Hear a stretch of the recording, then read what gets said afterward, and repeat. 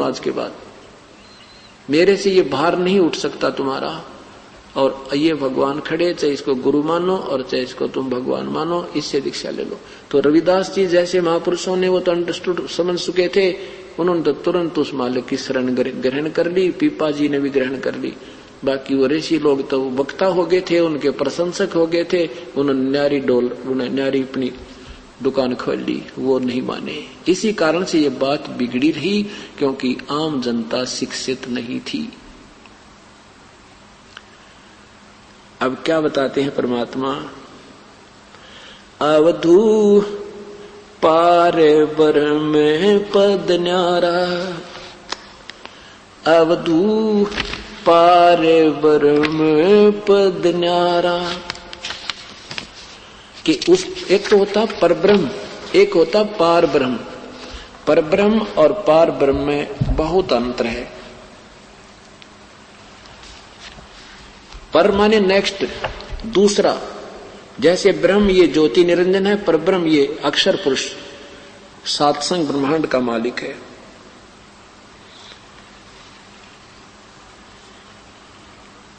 और पार ब्रह्म होता है सबसे अलग, सबसे पार, यानी बिल्कुल सबसे ऊपर सुप्रीम पावर का मालिक।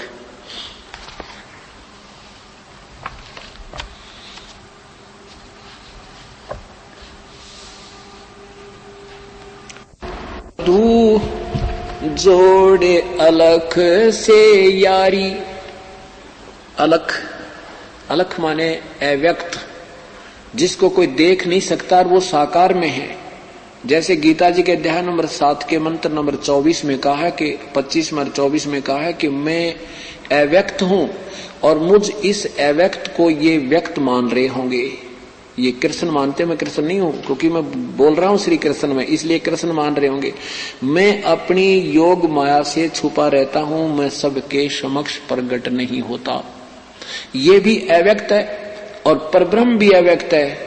और गीता जी के अध्याय नंबर 8 के मंत्र नंबर 20 में लिखा है कि इन दूसरे नंबर का जो अव्यक्त है वो परब्रह्म है। उस अव्यक्त से भी परे जो तीसरा नंबर, दूसरा जो अव्यक्त है वो कभी विनाश नहीं होता, वो प्रभु जिससे सब प्राणियों की उत्पत्ति हुई है। गीता जी के अध्याय नंबर 8 के मंत्र नंबर 20 में आप पढ़कर देखना। तो यहां कहते हैं अवधू जोड़े अलख से यारी। एक सिंपल लैंग्वेज में परमात्मा इन सार बता रहे हैं सब सदग्रंथों का।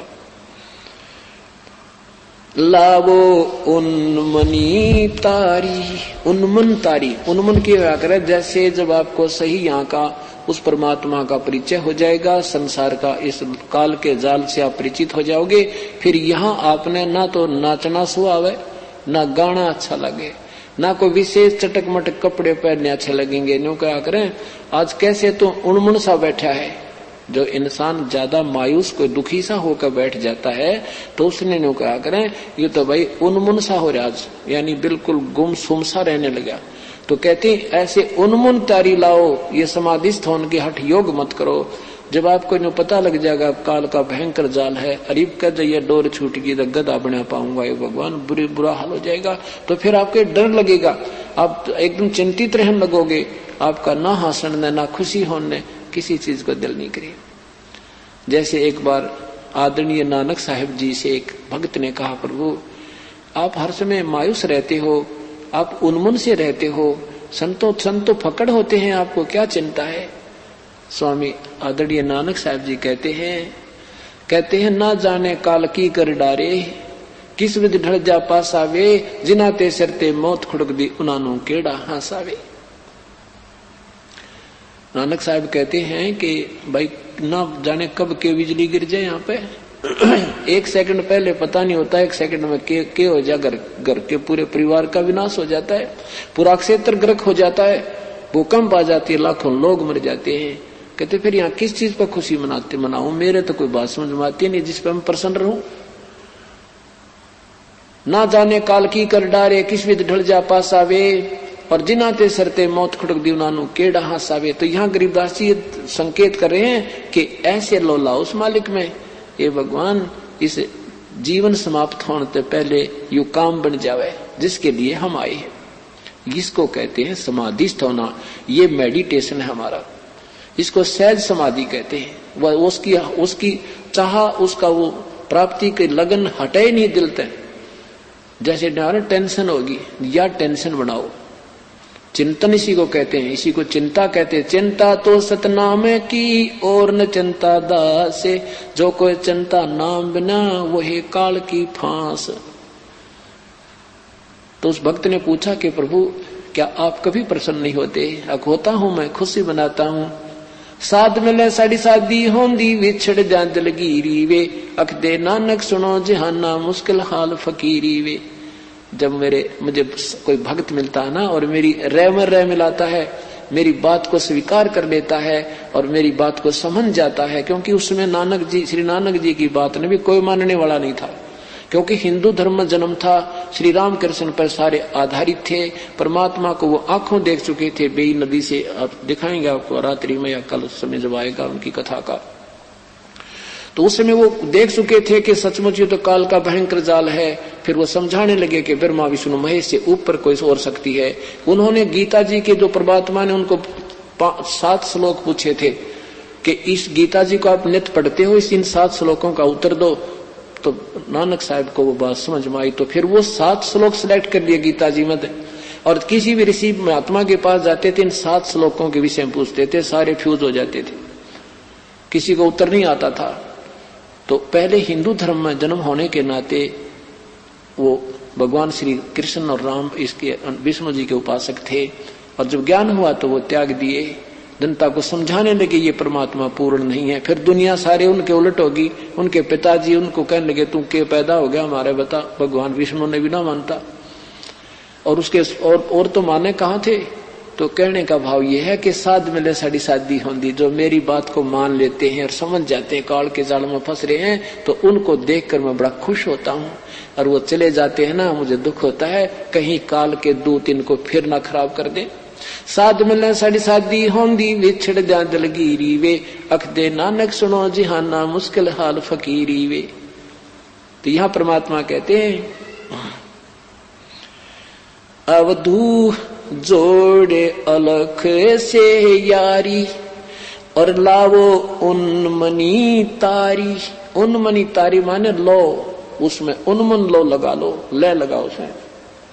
अंत कोट प्रसिद्ध परेवा जाके जिसके अग नाचे, सुर नर मुनिजन गंधर्व ज्ञानी इच्छा बीज को बाँचे। ब्रह्मा विष्णु महेश भंडारी लोकपाल त्यों देवा, इंद्र कुबेर वरुण धर्मराया करें तास की सेवा। ये ब्रह्मा विष्णु महेश भी उसी से ये शक्ति प्राप्त होकर यहाँ के भंडारी बने फिरे, और ये सब उसी की पूजा करते हैं।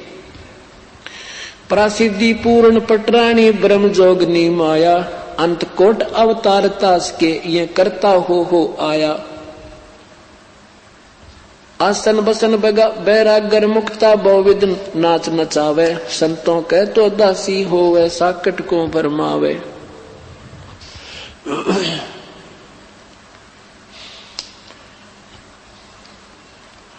पराशक्ति के संगरमा ही सुरनर मुनिजन उर्जाना, रावण राज रसातल मेला 33 कोट। रावण राज रसातल मेला 33 कोट छुटाए, एक रति कंचन नहीं पाया लंका कोट पर आए। कहते इन भगवानों की जो पूजा करते हो रावण जैसी प्राप्ति होगी तुमने। जैसे रावण ने शिव की भक्ति की, लंकापति हो गया, सोने की लंका होगी, पुत्र भी हो गए, और मर्या जब कहते हैं एक रति कंचन सोना नहीं ले जा सका, और ये लंका के वो किले भी उसके दूसरे के हो गए, उसके नहीं रहे, विभीषण को प्राप्त हुए।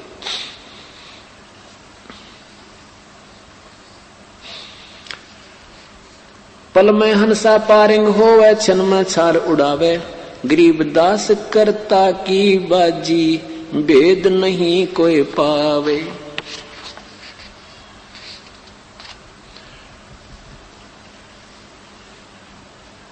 अब क्या बताते हैं, अवधू ऐसा आत्म ज्ञान। अब क्या करते ना भाई, आत्म ज्ञान हो गया उसको, तो आत्म ज्ञान हो गया भाई, बेड़ा पार हो गया। परमात्मा कहते हैं आत्म ज्ञान से बात नहीं बने, परमात्म ज्ञान हमें होना चाहिए। आत्म ज्ञान क्या चीज है कि मैं कौन हूं, जैसे गीता जी के चार लाइन बना रखी थी गीता जी का सार, तू कौन है, तू कहां से आया है, के लेकर आया था, क्यों चिंता करता है, तेरा क्या जाता है, आत्मा तो अमर है। बस ये गीता जी का सार। अरे नादा न्यू कहता करियो दिल डट्टा, फिर क्या फायदा भक्ति करने की। ये तो ज्ञान से नहीं, आत्म ज्ञान से नहीं, परमात्मा का ज्ञान होगा। अपना ज्ञान तो हो गया कि हम काल के जाल में फंसे पड़े हैं और भाई हम जीव हैं, जन्मते मरते रहते हैं, कर्म करेंगे फल पालेंगे, ये तो आत्म ज्ञान। और वो परमात्मा का ज्ञान हुआ जिसके कारण हम यहाँ से निकल कर उसको प्राप्त करेंगे, तो व्यर्थ है। कूप की छाया कूप के माई, ऐसा आत्म ज्ञान। जैसे कुएं की छाया कुएं तक सीमित है, ऐसा तुम्हारा आत्म ज्ञान है, जब तक हमें परमात्मा ज्ञान नहीं मिलेगा। अब तू ऐसा आत्म ज्ञान नूर जहूर सकल में साहेब, क्या पूजे पजड़ पासाना, नैन बैन श्रवण जिभ्या पर नासा अगरी नाचे, कोट पुराण ज्ञान से न्यारा, सो पद कोई न बाँचे। इन करोड़ों पुराणों से भी अलग है वो मार्ग परमात्मा का, वो हमारा कोई सुनता है कोई नहीं। इंद्र पुलंदर गए सब परलो, परख किने नहीं लीन्या, राजपाट की रटना लागी, पिंड प्राण भय क्षीणा। ब्रह्मा शंख असंख गए, ब्रह्मा शंख असंख गए, ये शंभु पद्म करोरी, इंद्र कुबेर गए बालू समय, ये विष्णु बाहा जोड़ी। कितने गए, कहते हैं असंख्य तो ब्रह्मा मर गए, करोड़ों पद्म करोड़ ब्रह्मा विष्णु शिव जी मर गए, और विष्णु जी की गिनती नहीं। पराशक्ति परलो के बाही, ये हो रहा आवन जाना।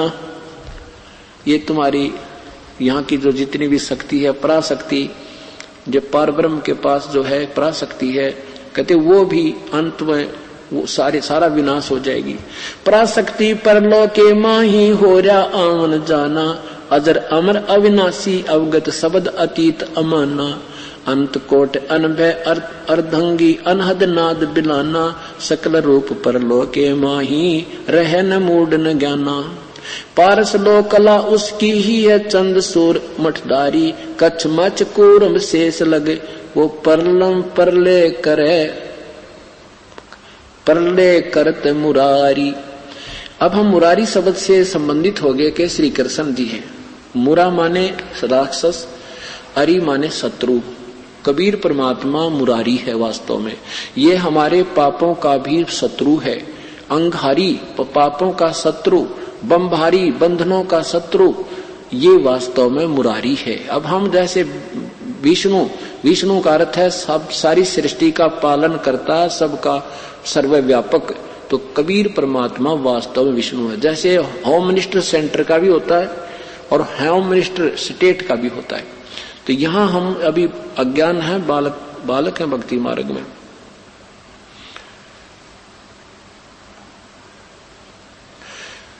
महाकाल पर साहेब, महाकाल पर मालिक साहेब, सतपुरुष अविनाशी, गरीबदास वो कदे न परले, बाकी दे धरे सब जासी। वो परमात्मा कभी परले में नहीं आता, बाकी सब शेष सब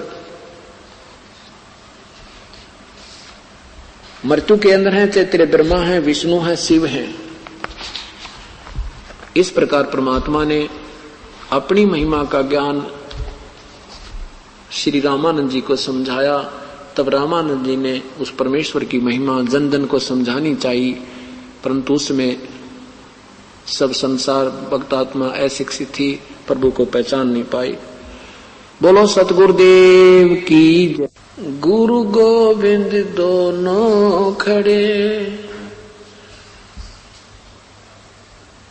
किसके लागू पाए, बलिहारी गुरु आपना जिन, गोविंद दियो मिलाए। कबीर हरि के रूठता, गुरु की शरण में जावे, के कबीर गुरु रूठ गए तो, अरि नहीं होत सहाय। गुरु मानुष कर जानते, ते नर कइये अंधे, ओवे दुखी संसार में, आगे यम के फंदे।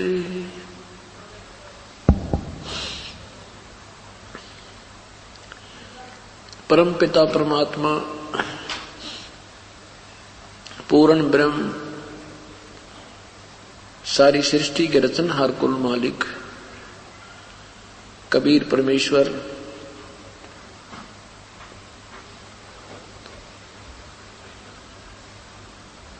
स्वयं आकर के अपनी महिमा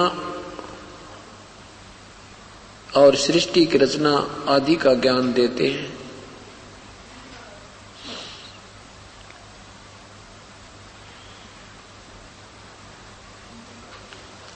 परमेश्वर की महिमा जो उन्होंने स्वयं आकर बताई थी, अपनी महिमा आप ही, उसी की जानकारी के लिए ये 7 दिवसीय सत्संग चल रहा है।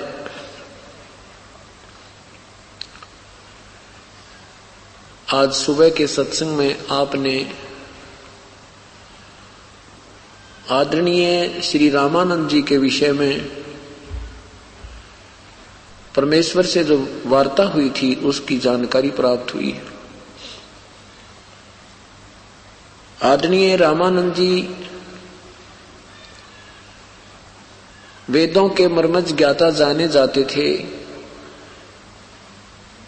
और गीता जी के वे बहुत ही अच्छे ज्ञाता माने जाते थे, जिसमें परमेश्वर ने अपनी वास्तविक स्थिति से उन्हें परिचित करवाया और तत्व ज्ञान से अवगत कराया। उसके बाद 104 वर्ष के महापुरुष ने क्या कहा था कि तुम स्वामी मैं बाल बुद्धि, कर्म भरम कियो नासे, गरीब दास निज ब्रह्म तुम, मोए हो गयो दृढ़ विश्वास। और वही रामानंद जी पहले मान नहीं रहे थे, अपने ज्ञान को सर्वश्रेष्ठ मानते थे। इसलिए परमात्मा कहते हैं कि ये मन की एक आदत है कि ये सत्य को कम ग्रहण करता है, असत्य को ये तुरंत स्वीकार करके और प्रचारक बन जाता है। जिसमें रामानंद जी उन्हीं शिष्यों को समझा करते थे कि वेदों और गीता अनुसार जैसा उनको ज्ञान था तो सभी ने स्वीकार किया था, और जिसमें वो स्वयं परमात्मा से परिचित हुए, उनका साक्षात्कार हुआ। उसके बाद उन्होंने सत्य बताना चाहा कि मेरा ज्ञान ठीक नहीं था और ये परमात्माएं हैं, तो किसी ने स्वीकार नहीं किया। इस विषय में आत्मा कंप्लेंट करती है अपने परमात्मा को। क्या बताती है? मत दे दी है बालम बैरेनु, मत दे दी है बालम बैरेनु, मत दे दी है बालम बैरेनु, मत दे दी है संसारी दी गलनु चीन, बूझ न बूझे शब्द जो गहरेनु, संसारी दी चीन न बूझे शब्द जो गहरेनु, मुर्दों से ती प्रीत लगावे न जाने सतगुरु मेरेनु, ये मुर्दों से ती प्रीत लगावे न जाने सतगुरु मेरेनु, मैं तो दे दी है बालम बैरेनु, मैं तो दे दी है बालम, मैं तो दे दी है बालम बैरेनु, मैं तो दे दी है। ऊंची थड़ियां खेती बोवे ये भूल गए निज डेरेनु, ऊंची थलियां खेती बो ये भूल गए निज डरे नु, ये संसार समझदा नाही कहंदा श्याम दोपहरे नु, ये संसार समझदा कहंदा श्याम दोपहरे नु, मत दे दी है बालम बहरे नु, मत दे दी है बालम, मत दे दी है बालम बहरे नु, मत दे दी है। श्वेत छत्र सिर मुकुट विराज देखत ना उस चेहरे नु, श्वेत छत्र सिर मुकुट विराज देखत ना उस चेहरे नु, गरीब दास ये वक्त जात है रोगे इस पैरे नु, गरीब दास ये वक्त जात है रोगे इस पैरे नु, मैं तो दे दी है बालम बहरे नु, मैं तो दे दी मैं तो दे दी है बालम बहरे नु, मैं तो दे दी है बालम बहरे। श्वेत छतर सिर मुकुट विराज देखत ना उस चेहरे नु, श्वेत छतर सिर मुकुट विराज देखत ना उस चेहरे नु, गरीब दास ये वक्त जात है रोगे इस पैरे नु, गरीब दास ये वक्त जात है रोगे इस पैरे नु, मैं तो दे दी है बालम।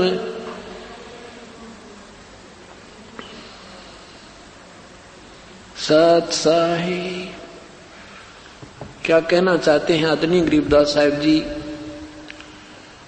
ये मन जो है ये काल का एजेंट है और इस मन को ही साथ लेकर के हम प्रभु प्राप्ति कर पाएंगे। अब इसको ज्ञान दिया जाएगा जिसके माध्यम से आत्मा समझेगी और जिसमें आत्मा तत्व ज्ञान से परिचित हो जाएगी, फिर ये मन की अटकलों में नहीं आएगी। फिर ये समय समय पर मन की बकवादों को टोकना शुरू कर देगी, फिर ये मन इसका सहयोगी हो जाएगा। अब क्या हो रहा है? कहते हैं कि ये आत्मा कहती है प्रभु मैं तो इस बहरे के साथ जोड़ दिया आपने, ये काल कैसे, ये मन कैसे बहरा है, इसको परमात्मा के विषय में कोई ज्ञान बतावे। प्रथम तो ये सुनकर प्रसन्न नहीं है, और कोई ऐसे सुना दे वहां ऐसे रागनी कंपटीशन होएगा तो ये पूछेगा कब होएगा, क्या समय है उसका, अब जरा सुनना। और कोई कहे भाई परमात्मा का सत्संग हो रहा, करना पर टाल जाएगा, भाई समय नहीं है सत्संग में, दो थाली रोज व्यर्थ के व्यक्ति होते हैं वही जाते हैं या बूढ़े बाढ़े जाया करते हैं, हमें समय नहीं है। और उधर बकवादों में सारा काम छोड़ कर चला जाओ। ऐसे ही जब ये भक्तजन पूजा पर लगते हैं, शास्त्र विधि त्याग का मनमानी पूजा में कोई कुछ भी संकेत कर दे उसी को स्वीकार कर लेते हैं। जैसे ये दास पहले हनुमान जी का पुजारी हुआ, फिर किसी ने कहा कि गीता जी का नित्य पाठ कर ले तो बहुत लाभ होता है, वो गीता जी का पाठ शुरू कर दिया। फिर कहीं बताया वहां जाना है, वैष्णो देवी नैना देवी के चक्कर लगाया हुआ है, उधर तो बड़ा आनंद आता है। ऐसे उनको स्वीकार करते गए। मंगलवार का व्रत कर ले वह बहुत अच्छा होता है, वो भी स्वीकार कर दिया।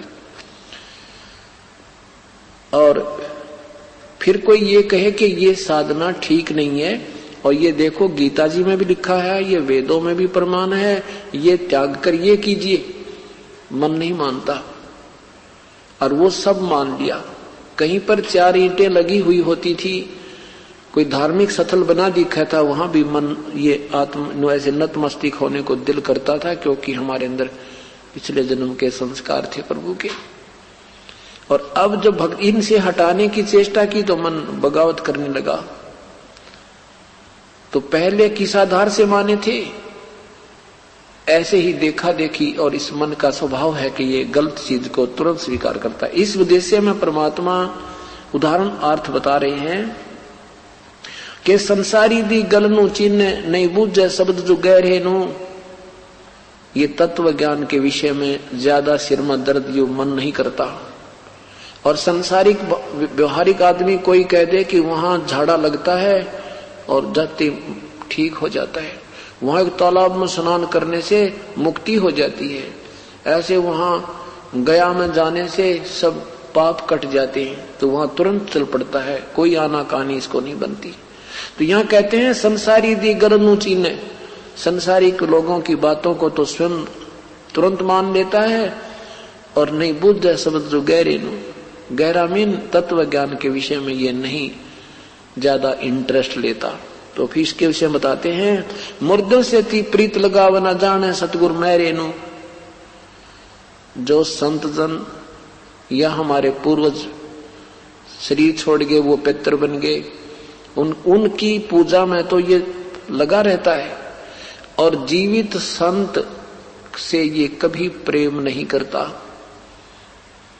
ये मन उसकी तरफ सिगर नहीं लगता। आगे क्या बताते हैं, ऊंची थलियां खेती बोए भूल गए निज डेरे नु। ये संसार समझदा नहीं कहंदा श्याम दोपहरे नु।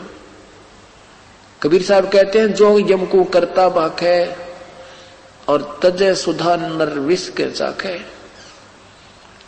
क्या बताया है कि ऊंची थलियों पर ऊंचे स्थानों पर खेती करके ये निश्चिंत हुआ बैठा है और अपने निज डहर को, डहर एक ऐसा स्थल होता है जो झील का और समतल होता है, उसमें अधिक उपज होती है और पहले वर्षा पर आधारित होती थी कृषि।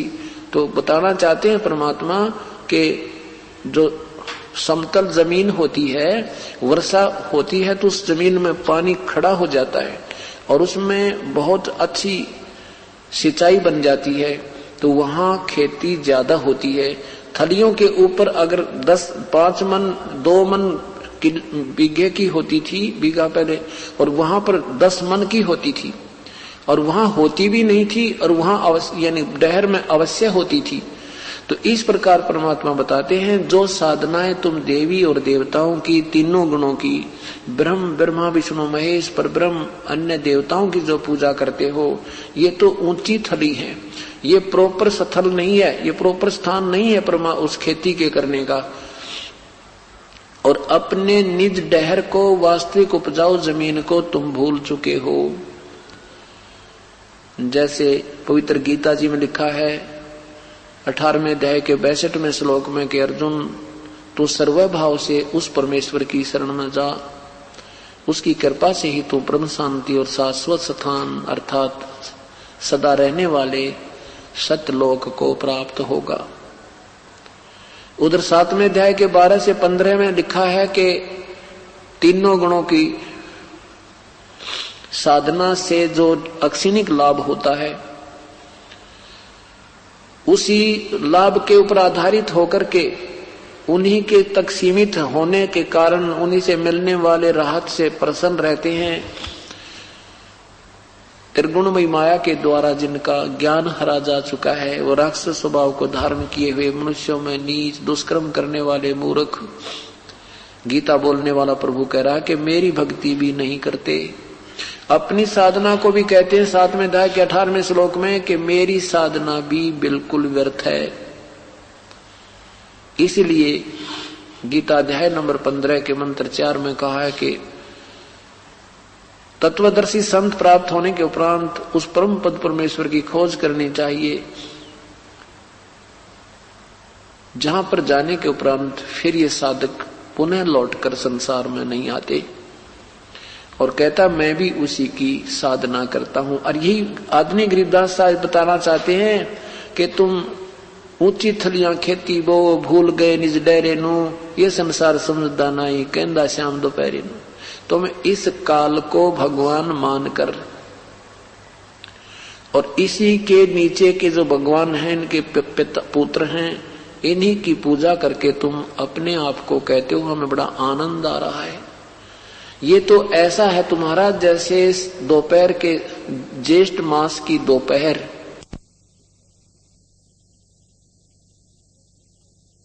और तुम कहते हो आनंद आ रहा है, शाम है ये।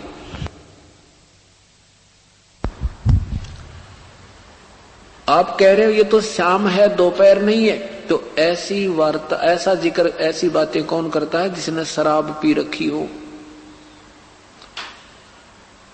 तो हमारे को काल ने इस ब्रह्म और ब्रह्मा विष्णु महेश तक की साधना से मिलने वाले जो लाभ की भांग पिला रखी है, यही तक का हमें ज्ञान देकर सीमित किया हुआ है। क्या कहते हैं, कबीर ये माया अटपटी, कबीर ये माया अटपटी, सब गट आन अड़ी, किस किस को समझाऊं ये कुएं भांग पड़ी। परमात्मा कहते हैं किस किस ने समझाऊं, या तो कुएं भांग पड़ी। एक कुएं में, गहरे कुएं में अधिक भांग डाल दी जावे, जो उस पानी को पी लेगा वो एक जैसी बोली बोलेंगे, सारी एक जैसी गतिविधि होती है उनकी। तो यहां परमात्मा यही बताना चाहते हैं कि हम कहते हैं ये परमात्मा पूजा के योग्य नहीं है, इनसे तुम्हें पूर्ण शांति और पूर्ण मोक्ष प्राप्त नहीं हो।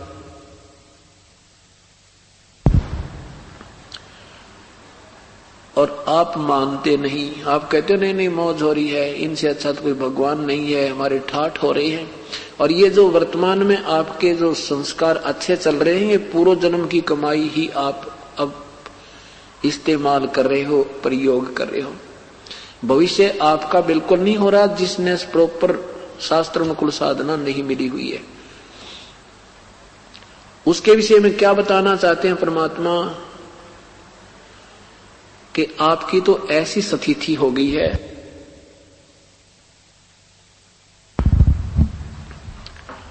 कि जैसे कोई रिश्तेदार कोर्ट में मिलता है दूसरे रिश्तेदार को, कुदरती दोनों ही उस कोर्ट में पहुंचे हुए होते हैं, एक दूसरे से मिलते हैं, पूछते हैं कुशल मंगल, तो कहते हैं हाँ जी मौज हो रही है, बिल्कुल ठीक ठाक है। अब कोर्ट में और ठीक ठाक व्यक्ति नहीं जा सकता, महा दुख ही जाता है।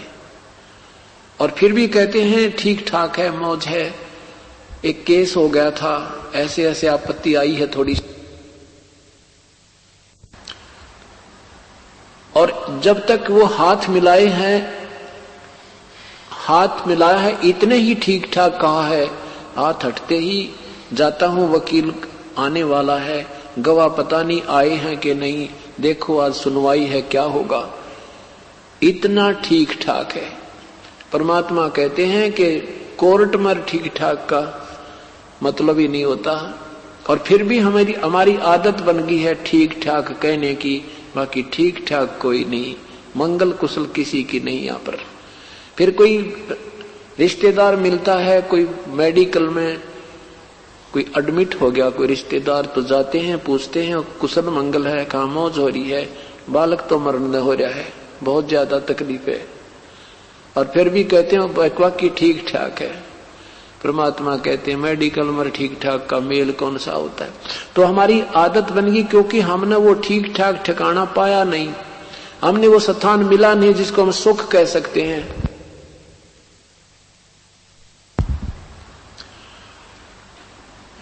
इसलिए परमात्मा कहते हैं ये संसार समझदा नहीं, कहंदा श्याम दोपहरे नो, ऊंची थलियां खेती बोवे भूल गए निज डेरे नो। उस परमेश्वर का सतलोक में स्थिति बताते हुए परमेश्वर की बताते हैं, सवेत छतर सिर मुकुट विराज है। परमात्मा सह शरीर है, उसका नाम कबीर है। और उस परमात्मा के वहां सतलोक में एक बहुत बड़ा सफेद गुम्मट है, बहुत सुंदर, उसके बीच में परमेश्वर विराजमान है। और सफेद उनके ऊपर मुकुट पहना हुआ मालिक ने, और ऊपर सफेद ही छतर तना हुआ है। और उनमें से ऐसी सफेद रोशनी किरण निकल रही है उस मालिक की। तो कहते हैं श्वेत छतर सिर मुकुट विराजे देखत ना उस चेहरे नु, और गरीबदास ये वक्त जात है रोओगे इस पैरे नु, कि ये समय तुम्हारा मनुष्य जीवन एक बार हाथ से छूट गया तो फिर कहते हैं इस समय को रोया करोगे। अब तो तुम मनमानी पूजाएं करके अपने आप को निश्चिंत मान रहे हो और ऊपर से घूटी सूटी लगाते हो, विकार त्याग नहीं रहे हो और साधना करने की भी एक रीस कर रहे हो, ये कभी सफल नहीं हो सकती। गरीबदास ये वक्त जाता रोओगे इस पैरे नो, मानो शरीर एक बार हाथ से छूट गया तो पशु बनकर कष्ट उठाओगे।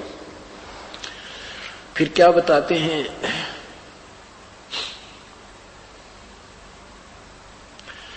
मत दे दी है बालम झूठे नु, मत दे दी है बालम झूठे नु, मत दे दी है बालम झूठे नु, मत दे दी है बालम।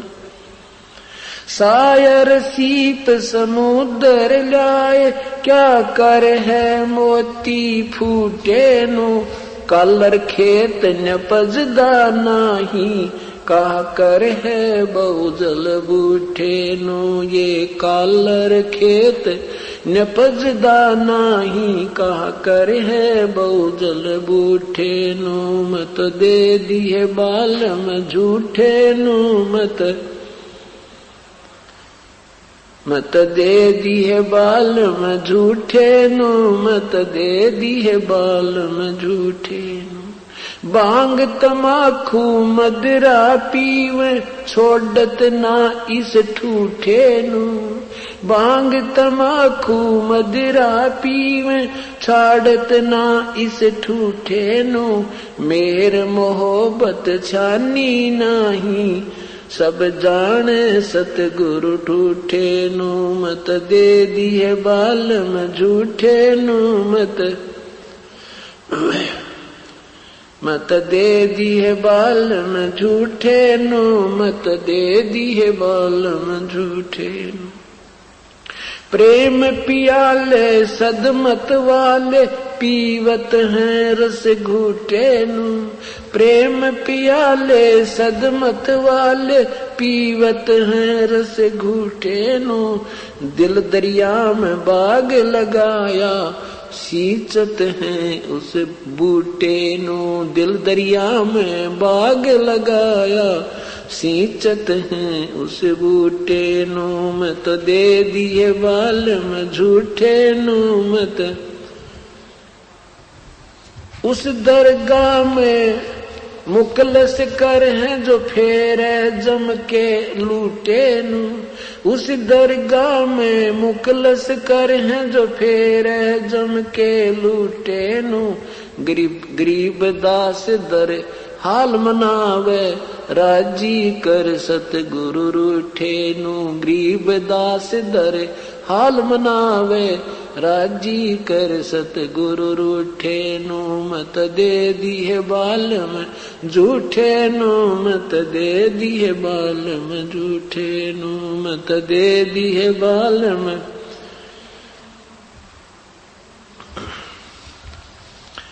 अब क्या बताना चाहते हैं आदरणीय गरीबदास साहिब जी के विकार भी करते हैं और साथ में भक्ति की रीस भी करते हैं, वो कभी सफल नहीं हो सकते। और जिनके गुरुदेव रुष्ट हो गए, आपने मर्यादा भंग कर दी, उनका आज्ञा का अवहेलना कर दी, गुरुदेव आपके रुष्ट हो गए, तो कहते हैं तुम्हारा कुछ भी बात नहीं बनेगी। गरीबदास दरहाल मनावे राजी कर सतगुरु रूठे नु, अपने सतगुरुदेव को तुम प्रसन्न करो।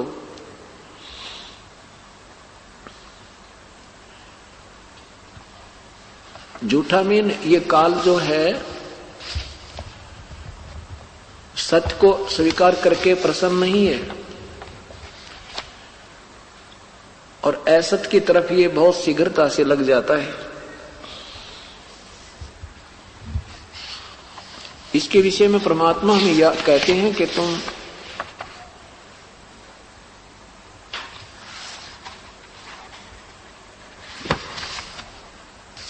सत भक्ति कीजिए और इस बनावटी साधनाओं को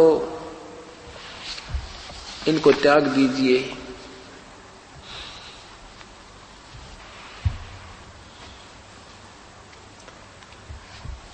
अब परमात्मा हमें क्या याद दिलाते हैं? मन तू चल रे सुख के सागर। क्या बताते हैं कि मन यहाँ के जो जितने भी सुख सुविधाएं तो उपलब्ध करना चाहता है, जो प्राप्त करना चाहता है, ये किसी काम के नहीं है। मन तू सुख के सागर बसरे, मन तू सुख के सागर बसरे, और न ऐसा जसरे। मन तू सुख के सागर बसरे, भाई और न ऐसा जसरे। क्या बताते हैं कि मन तो सुख के सागर बसरे और न ऐसा जसरे। और ऐसा कोई भी यहां पर चाहे तू कितना ही अपनी महिमा प्राप्त कर ले, कितना ही यश प्राप्त कर ले, ये तेरा यश ठीक है, यहां रह जाएगा यश तेरी पुछली संस्कार के कारण। मान लीजिए आपने कोई ऐसा पुण्य काम कर दिया जिसके कारण संसार में आप प्रशंसा के पात्र भी हो गए, आप चले गए, आप तो पशु बन गए, आपकी प्रशंसा यहां पर बेशक बनी रही, आपको कोई लाभ नहीं। ये और ये यश नहीं यहाँ का। उस क्या क्या बताते हैं कि आप कितना यश प्राप्त कर सकते हो और क्या क्या कौन कौन यहां महापुरुष होकर चले गए। मन तो सुख के सागर बसरे, और न ऐसा जसरे। सुख का सागर, सतलोक को सुख का सागर कहा है। सुख सागर की डेफिनेशन बताते हुए कैसे समझाया है आदरणीय गरीबदास साहिब जी ने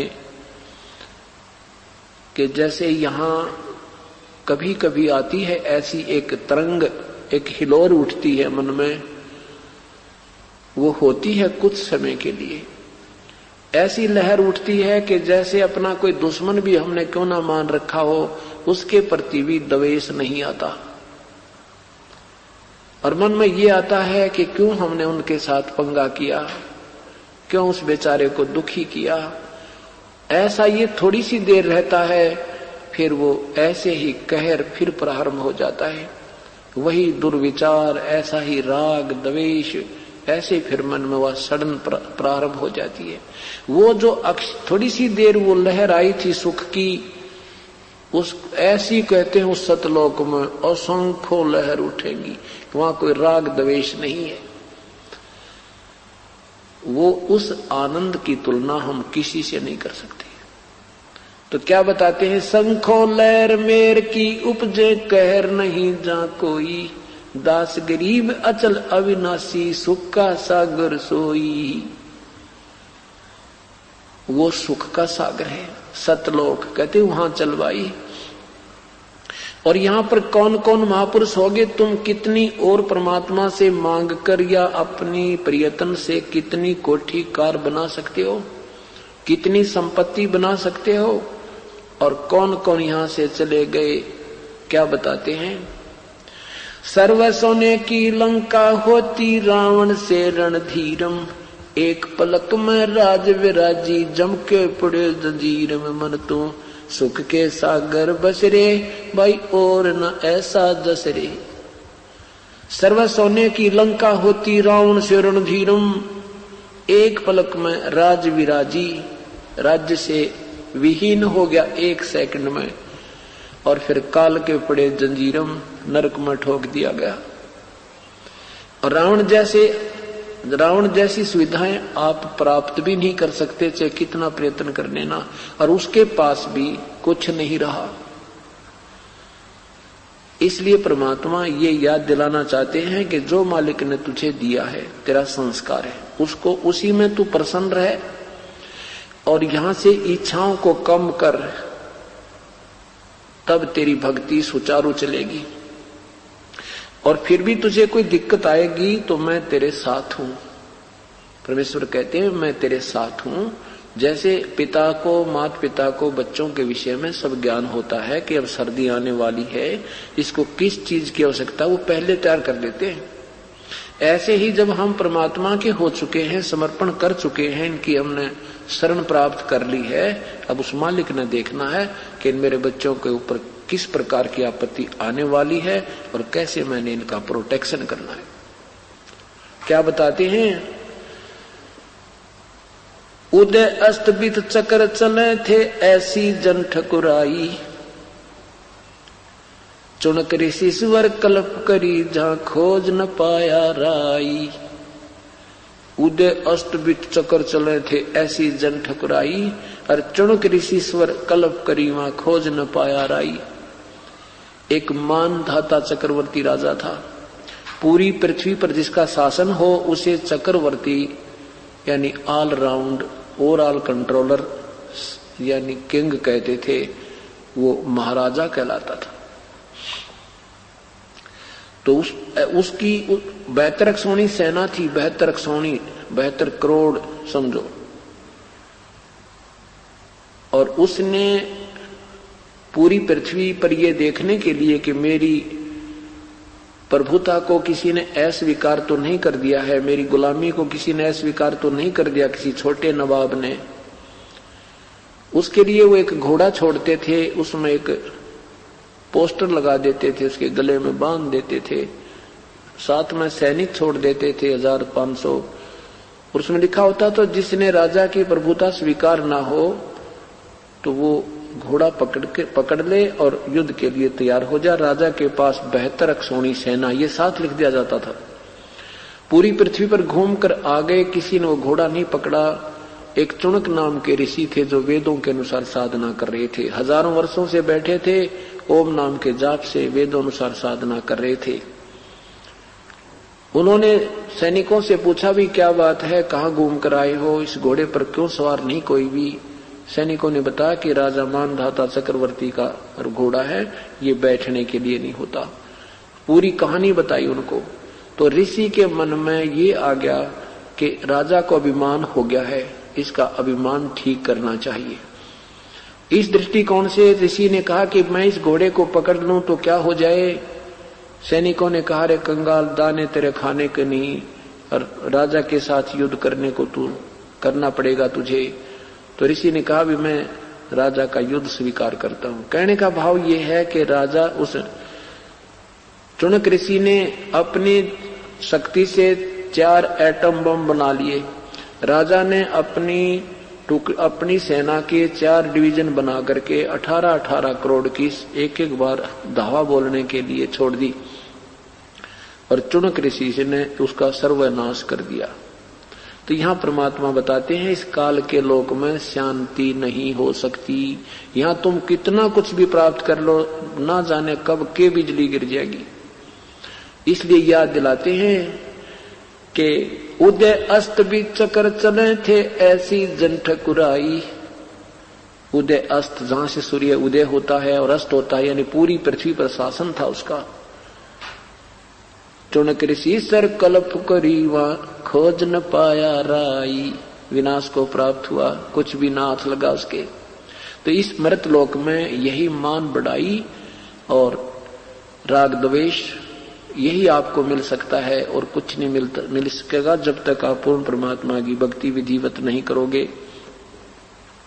दुर्योधन से राजा होते संग इकोतर भाई, 11 अक्षौणी संग चले थी देही गीद न खाई।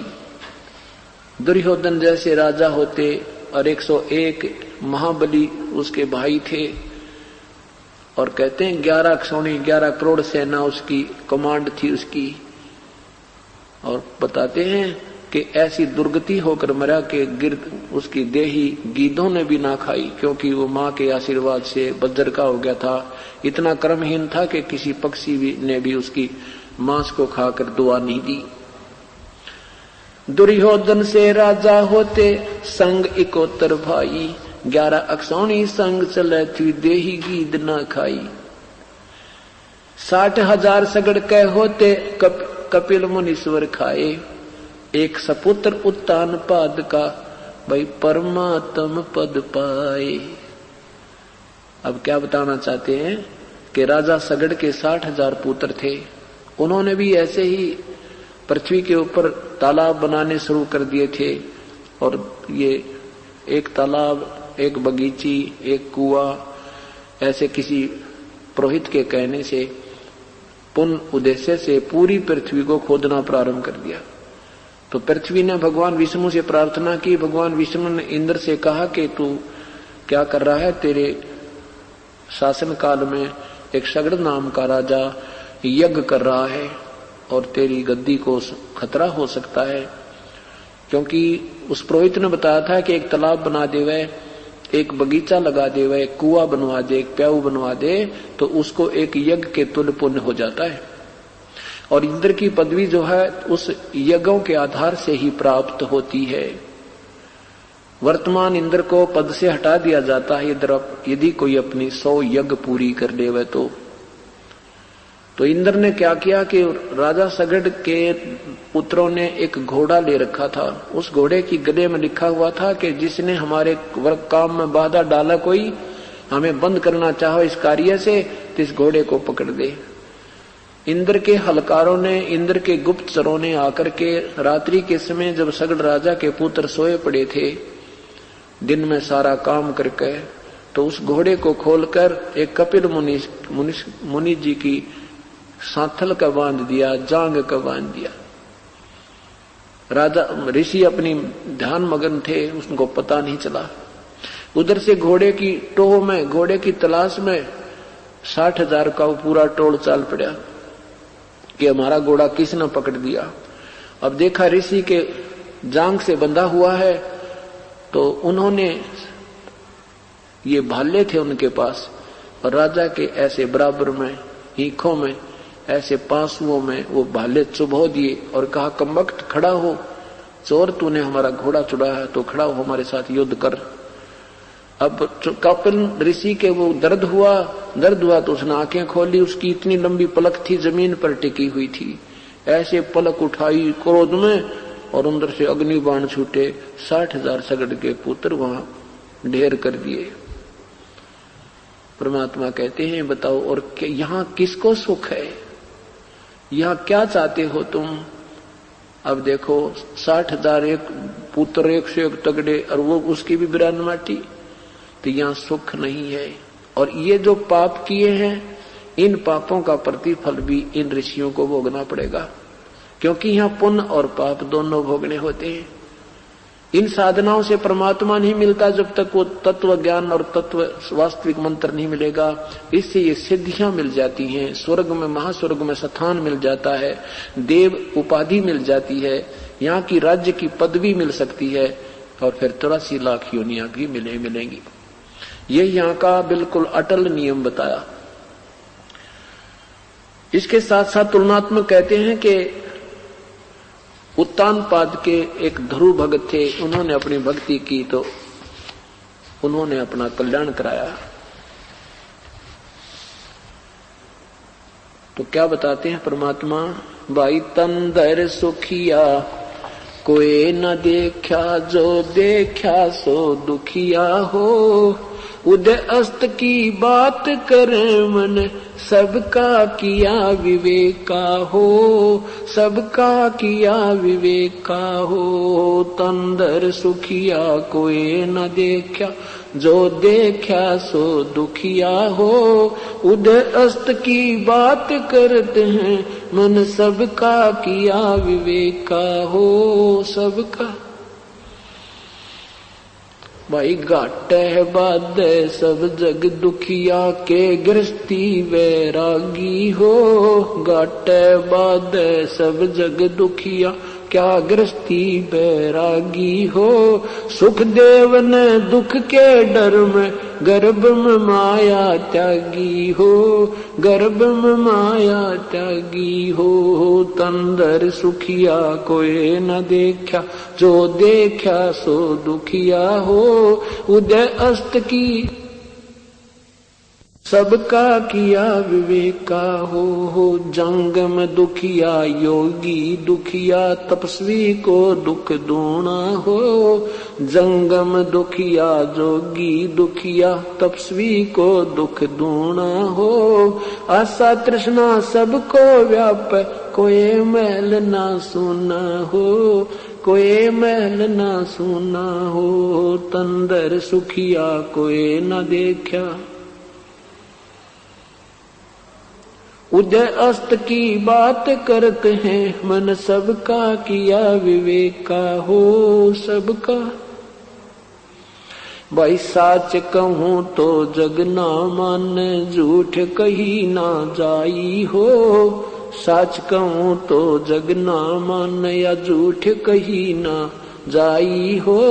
ब्रह्मा विष्णु ये शिव जी दुखिया, जिन ये राह चलाई हो, जिन ये राह चलाई हो। तंदर सुखिया कोई न देखा, उदय अस्त की बात करते हैं। मन सबका किया विवेका हो, सबका किया विवेका हो। भाई तंदर सुखिया कोई न देखा, जो देखा सो दुखिया हो। उदय अस्त की बात करते हैं, मन सबका किया विवेका हो। भाई सोरपति दुखिया भूपति दुखिया, रंक दुखी बपरीती हो। सोरपति दुखिया भूपति दुखिया, रंक दुखी बपरीती हो। कहे कबीर और सब दुखिया, एक संत सुखी मन जीती हो, संत सुखी मन जीती हो। तंदर सुखिया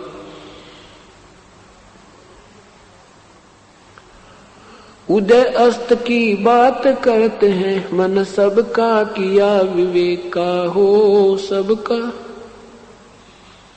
सोरपति दुखिया भूपति दुखिया, एक रंक दुखी बपरीती हो। सुरपति दुखिया भूपति दुखिया, रंक दुखी बपरीती हो। कहे कबीर और सब दुखिया, एक संत सुखी मन जीती हो, संत सुखी मन जीती हो। तंदर सुखिया कोई न देखा, उदय अस्त की बात करते हैं। मन सबका किया विवेका हो, सबका। सत साहिब। तो परमात्मा ये बताना चाहते हैं कि इस पृथ्वी पर भाई 21 ब्रह्मांड में तो हमने कोई जीव सुखी नहीं देखा। आप ब्रह्मा विष्णु महेश को सुप्रीम पावर मानते हो, इन्हीं पर आधारित हो, ये भी बेचारे दुखी हैं। जैसे श्री राम रूप में श्री विष्णु जी आए थे। भगवान श्री राम के जीवन को अगर ध्यान से हम देखें, विवेक पूर्वक अगर विचार करें, तो इंसान का कलेजा मुंह न आवे। छोटे से थे, शादी होते ही वनवास हुआ। वनवास में सीता जी का अपहरण हुआ।